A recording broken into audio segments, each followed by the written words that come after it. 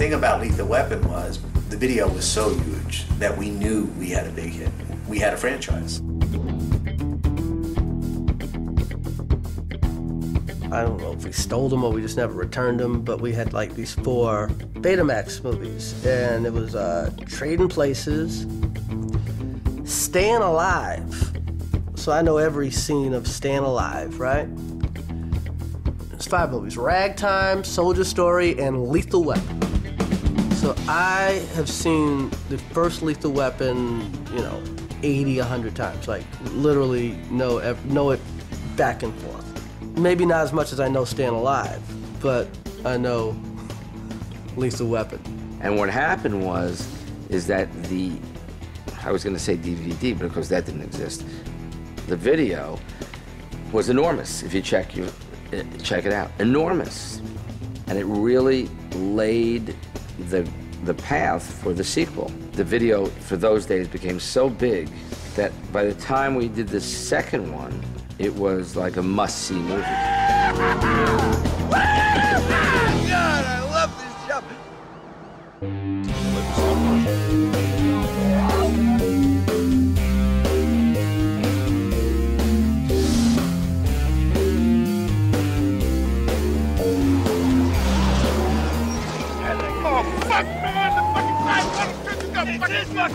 I wanted to start the second picture in the middle of picture 1.5. Not knowing why, but just come in the middle of its chase.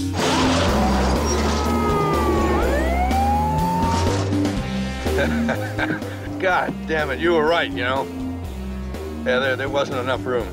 You were driving his wife's car. But I just wanted to come with the action and not tell why.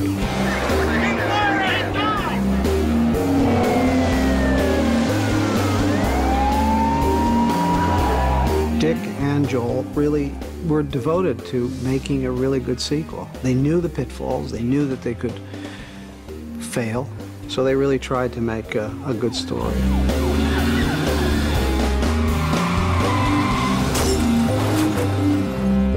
The idea was just to, again, broaden the story, make it bigger. And Shane, in fact, did write the sequel.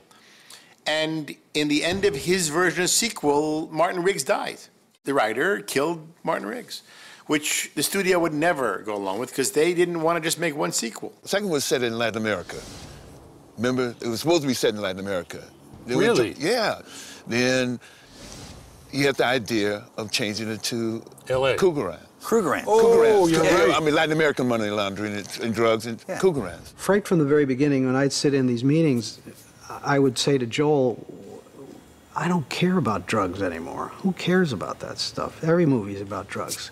Why don't we make it about what drugs are about? Money. And Joel kicked in, too. He said, absolutely, we should have piles of money, just hard cash. Let's go. Go. It's Krugerrand. Kruger's illegal. You can't import this into the country. Dick was part of the conversation wanting to, he said, well, let's do Krugerrands, because he had this hatred for the apartheid. So suddenly, the bad guys are from South Africa. They're laundering money. It literally happened in a half an hour, I think, in Dick's office. We also had on the fridge, Yeah. no to apartheid. Yeah. And you can't believe the reaction we got from the public. Do you remember that? Yeah. Hundreds and hundreds, maybe thousands of people wrote in. Some pro, some saying, no. You idiots. How dare you do that? How dare you cheapen apartheid with a it's product placement, Yeah. Product placement for apartheid. It ain't right. Product placement. Yeah. And then that spurred Jeff Bohm to write the second one on apartheid. You Martin Riggs? Yeah, the Chicago Riggses. What's your name? What's your name? Pierre von Wersch. Oh, fuck, I'll just call you Adolf. Are you Arjun what? That's you. The interesting thing about two, I think, was that we learned so much about you two. And the humor. Danny has this incredible ability to hear and listen. And Mel, too. Two good actors. And we realized that that's the way we could go on the second one. He wasn't going to kill himself anymore. Yeah. And so there was a chance to find out who they really were. Then we threw Pesci in the mix, which was Yeah. like, fuck. Unbelievable. Dave, you just let him go. Hey, fuck you at the drive-thru. Fuck you. Hey, fuck you at the drive-thru. They know you're gonna be miles away before you find out you got fucked. And they know you're not gonna turn around and go back. Who gets fucked? Sure, Leo again. That's okay, fuck Leo. I'm not eating a fucking tuna, okay? And when he had the bad nose, he used to pull his nose. Oh, yeah, we were torturing him. And he really became then like the Three Stooges. And he became like the Curly character. You know, having his nose cranked and being slapped around. Listen, wait, is my nose still bleeding? Because it's really sore. Honey, I'm sorry about that. Two big guys slapping the little guy around. It was like brutal. And there was something funny about it. Don't hang around with me. Don't hang around. Get away from me. Slap, smack. Ow, hey, cut it out. And he gets really pissed. Stayed in the work with no. We're gonna take that room over there. Actually, I already have my stuff in this room. I mean, you know, when It was like a marriage, wasn't it, with the bad child? You know, the teenage kid suddenly coming into the mix. It's like a crazy, bickering family. It's yours, okay? My stuff's gone. I'll move it in the small room. Okay? If you have a good piece of material, and you have good actors, and they're into the characters, you just let them run, let them roam. I mean, I used to get yelled at by the editor all the time because I would talk over the scenes. But it would just be, That's true. you know, I'd say some actors you could say, the telephone's ringing in the middle of the scene. I said, what? Telephone's ringing. Oh, you just ruined my scene. But with these guys, you could say, telephone, and they keep going, and all of a sudden, you know, it's like a telephone. And what's the matter? Oh, my dog just died. I mean, you know, it's something, they would run with it. Yeah. And create on top of it, and always got better because they were in character. Done! Hey, clear, Leo! Clear. You're blocked. I'm not blocked. There you're perfect. Okay, once more. Keep rolling. Okay. Keep rolling. Ready, still. Gun! No. Quiet. This is not funny. This is Daly's executives see this. Ready, and Gun! Hey, Leo, clear! Hey, no, man, not the window. Oh, shit. run. Do it again. It's perfect. Keep rolling. But that's exciting because the chaos of that is like he has a certain energy as a director, and it's like, oh, he's getting ideas, and he's like yelling them out at you. And it's like, okay, and you get into this mode of just like, that's the style. And his voice was on everything. Because he'd be singing out the whole time we were doing stuff, and we'd be like listening to it and going, okay. And it would be like, it was like improv theater. It was good.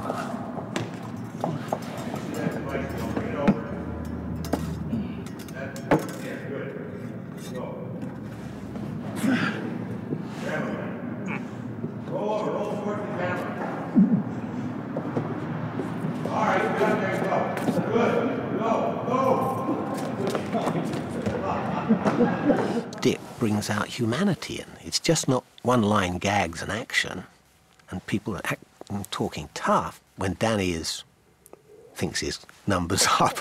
It's a beautiful little moment. Guys like you don't die on toilets. Anyway, I'm here, and I'm not planning on going just now. Okay.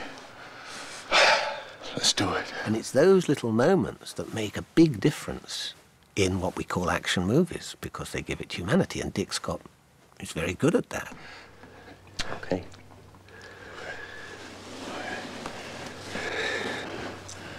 On three. Oh, wait, let me get into the tub. I'll never forget that 1, 2, 3. We came up with 1, 2, 3, go when we smashed into the in the window pane, yeah, you know? 1, 2, 3. We go 1, 2, 3, go. And then we were able to use that in the bathroom scene again. Yeah, right. Oh, right. You know what I'm saying? We're going on 3, 2, or then we go 3 and then go, and then or we go right on 3, or yeah. Did we go on 3, or did we go? What did we go I on can't 3, even or, remember. You know? Did we go on go, or did we go on 3? 1, 2, 3, go, or 1, 2, 3? On 3, huh? What do you say? Okay. Yeah. 1, 2. Wait. What? Do we do it on 3 or do 1, 2, 3, then do it? Well, it's your ass, Cochise. I mean, It's up to you. And then 3, and then go. No, 3. No, 3. And you And then we're guys about, okay, weren't- 1, 2, wait. Was it after? It's the stupid absurdity of this. Yeah, but it was wonderful. Yeah. It created such a relationship. Oh, it was an unwritten that you guys were inside each other's minds.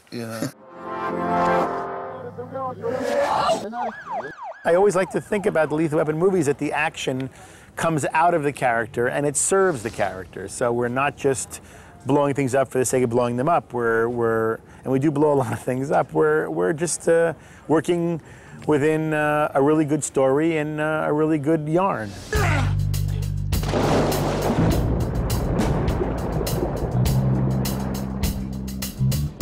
The second one was great because they killed the girlfriend.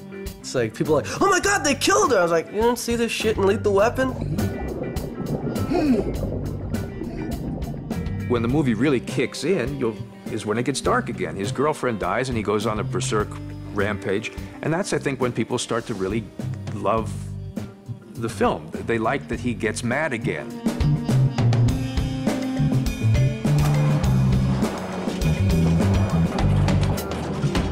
The more you can make it feel like you're upping the stakes scene by scene towards something that's outrageous and bold.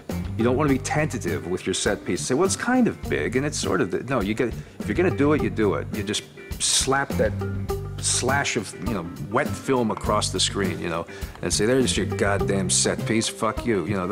It's that feeling. I have great pictures in my office that Dick sent me, framed of the house being pulled down the hillside wherever we were off of Mulholland. It was like Dick's calling card of saying, look what we're doing, how big it is. We basically built it in 2 pieces with a big seam in it. Underneath it was all structural steel, and we put that all together with exploding bolts. We had to put stuff in the house because we knew after it starts breaking apart, you're gonna see stuff. We even put a car in there, and we had a gas line that was just burning afterwards. After it was built, then us and the construction guys chainsawed the gap in it and weakened everything so that when it went down, it would look really good. And Matt Sweeney had given us literally a line in the dirt where the house would end up once it tumbled. We knew where everything was going to happen. Everyone was really good at this sort of stuff. I was up above and I had the nail board to set it off. I'm sitting up there and I go, okay, ready, action, and I go, bing, bing, bing, like this, and I'm watching the house, and it dropped away from my view. I couldn't see it. All I could see is the top of the house. And when it dropped, I just went,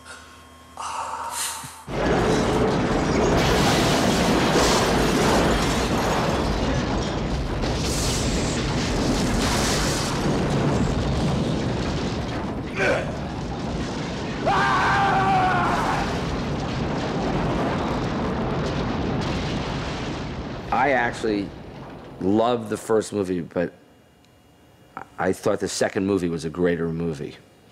That, again, was unique in its time, because we know most sequels suck. They suck, most of them. They just do, And this group of people, again, were so dedicated to the studio and to Dick and each other that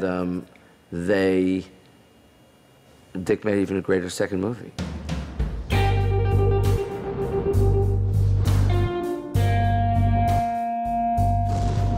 And in the next picture, we had this notion of putting this very tough girl, like a female Riggs, in there. And we looked for a lot of people to do it, and Renee came on the scene and was magnificent and perfect. Dick Donner really didn't want to see me because he thought, well, he didn't know me. I've got kind of a modeling background. He heard, what, is she a model? Who is she? And they kind of needed a tough girl. And look, I'm from the wrong side of the tracks. I knew I could do it. I knew if there was anyone that could have a gun and point it and say, get on that effing floor, it could be me. I knew that. So I was lucky to get the interview in the first place. Sucked the first interview, asked to go back in. They were going to let me know when it would be, and then they called me at the last minute, and I freaked out. I said, no, I can't go now. I'm not prepared. I haven't even studied. It was the next day. They said, no, come on in. And when I walked in, Mel was there. I wanted to die. just like, you gotta be kidding. I didn't have a chance to really look it over again, and there he was. But you know what? They were so gracious, and Mel is so easy. It was great. How you doing? This is Renee, everybody. Hi. How you doing, honey? Honey? Yeah. Did you call me honey? Gee, I'm sorry, sweetie. Sorry. Oh, God. My name is Renee. Oh, okay, I'll remember in the future. Well, she's a 90s woman, I guess.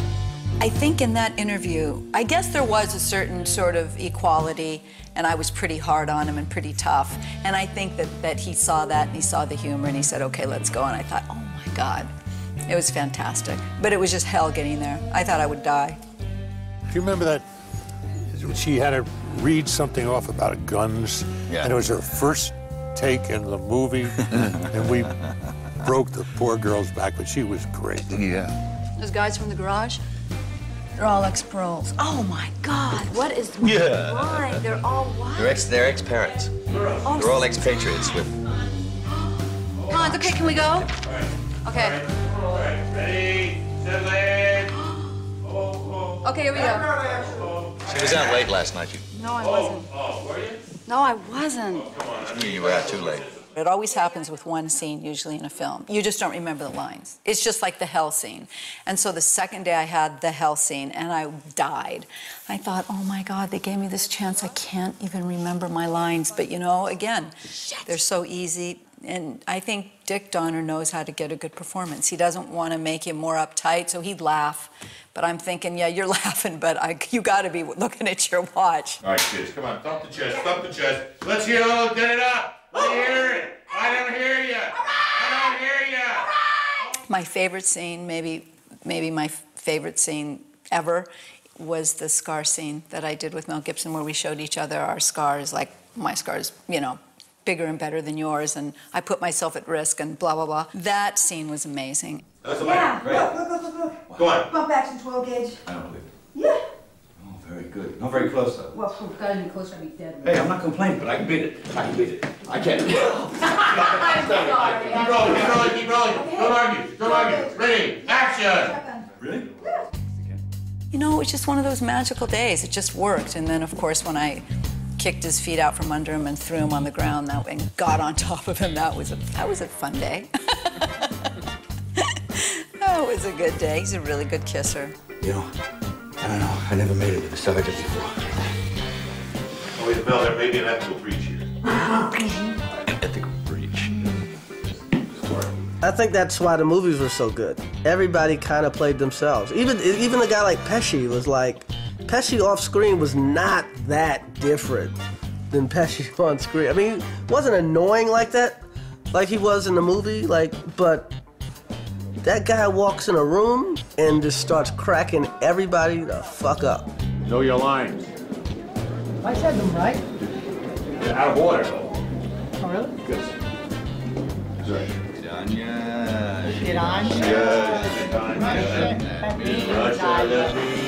If I had my way, I'd shit on you all day. In Russian, that means I love you. Hey! Spit on ya, spit on ya. Spit on ya. And sometimes it's a problem getting everyone back together. Yeah. Again. They either don't want to do another sequel or they don't want to work with each other. In this case, it was just a matter of everyone wanted to work back together again and or add another character or two from time to time. This series of movies was fun. I mean, not only were they good fun to watch, but they were fun to do.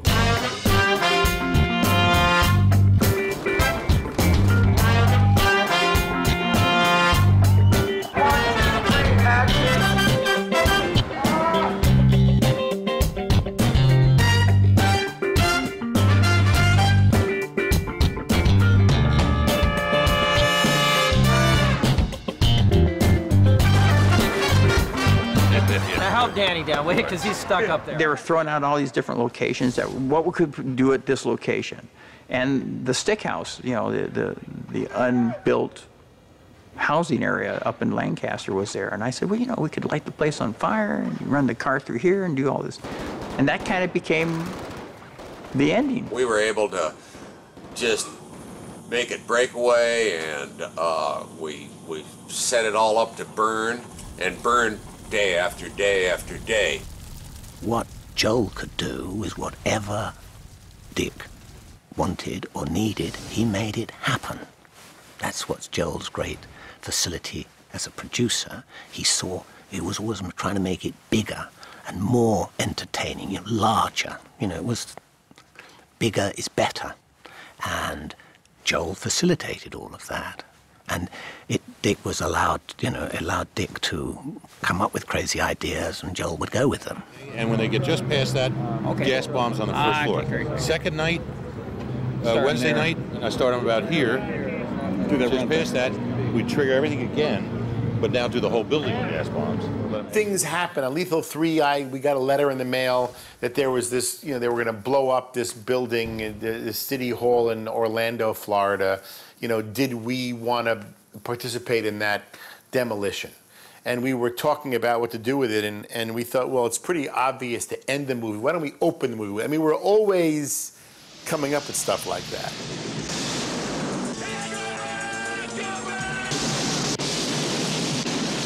Running out of that building, oh man, that was so exhilarating, man. Are you kidding? Get the cat. Yeah, but we knew the blow was coming. We knew the blow was coming. We hauling ass. We were moving pretty fast. And I had the trigger. It was funny because we knew that sucker was a 7-story building was coming down, and it took this family of people called the Wiseau brothers or the Wiseau family. Right. Yeah. And their whole thing was building demolition of old buildings. They were all dynamite guys. And what Dick needed, he needed a bunch of flame coming out and, looking like a movie explosion, not like a real explosion. So we went out there. I sent my good friend John Ballou out there to gaff the rigging on that.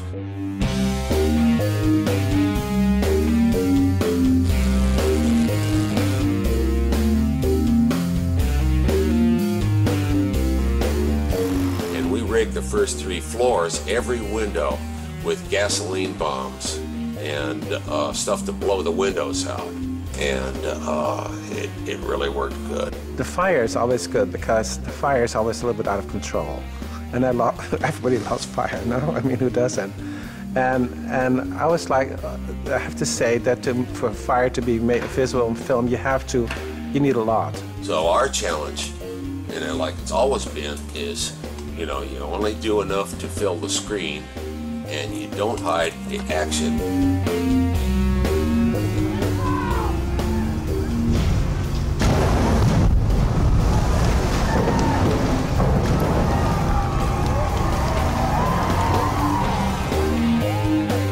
And then on the final night, we had Mel and Danny right across the street from this building, crouched behind a Crown Vic, looking at it. Some of the cameras were shooting over their heads at that, and the controlled demolition guys were in their firing loom out, and we had tied our firing loom into theirs using time delay deaths. And it's going to go action, diaphragm, fire, Building. bang, motion. Perfect.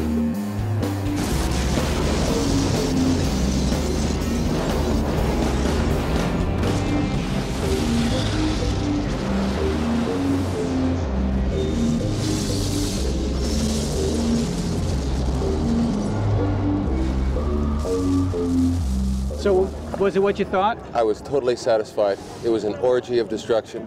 It was the best. It was the biggest we've done.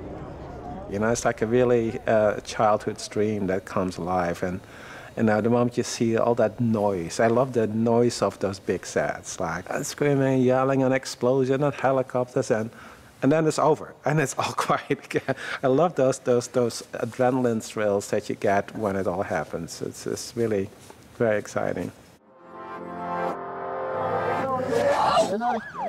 It's unique, it's fun, it's special, and more important, it's a delight to come to work with these guys. We have very much the same crew. Everybody, it's a big family. They do 110% because they know that what they're doing is not in vain, and they're unselfish about it. And he depends on them, and they all have a job, and he takes it, and he uses it just the right way. It's probably the only series we had that had such a continuity between the cast and the producer and the director. And that's why he knows everybody so well and so personal, and has personal relationships with them, and therefore I think he gets anything done he wants, you know, and very quickly. Okay, guys, all you guys that are behind the semi on this shot, do not pass the semi under any circumstance. You know everybody's idiosyncrasies, their strengths, their weaknesses, what they're going to do, how they're going to do it. So it all works together, and that's the only way we were able to pull off these wild things. I know Dick from the streets of San Francisco and way back on Kojak days, and I did a lot of stuff with him, so he's just a pleasure to work with. And as far as action, he just knows where to put the camera. You know, you can choreograph everything, he'll come up with the idea. He's a great eye. So me as a coordinator, and I choreograph all the action, I know that he's going to put the camera in the right place. Right? That angle is what it's going to come out off at. Okay. So here's your line. It's right down. Well, I'd say, so you think it'll come just that side of the pulley, right? It's going to come right centered over the pulley.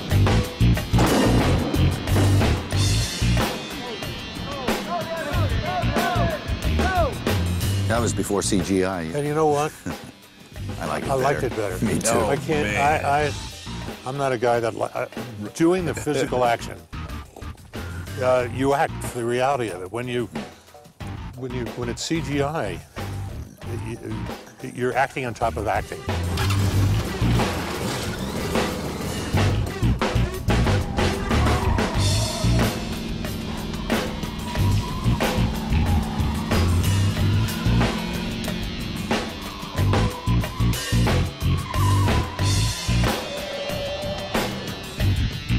I want to see that slide, so if you throw it a little sooner, I got that fucking slide in this camera, see?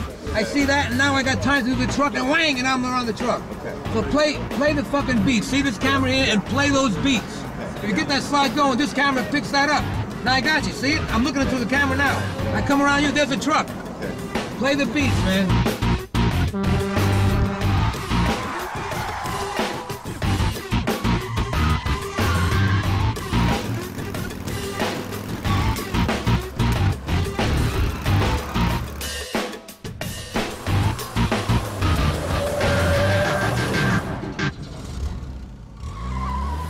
But we did some stupid things.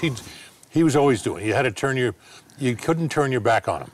But we had stunt guys, you know. It was all safe. It was safe. Bullshit. When you drove the motorcycle through yes, just before the crash, and it was the smoke on the freeway. Yeah. I was only doing 10 miles an hour. No, still on a big Harley. Yeah, and I thought it was the stuntman. But these two had decided that he was going to do it. And as we're rolling, and I look up and I saw you coming through the... So I almost wanted, like a father with a kid on a little bike. Get off. I wanted to run out and grab this Harley coming at me. Mel's a big offender of like practical jokes. When we were riding back on the motorcycle, I rode up beside him. He was on the trailer, his bike, and we started doing a fight and stuff. He actually, was going to transfer over. It could have got a little Western.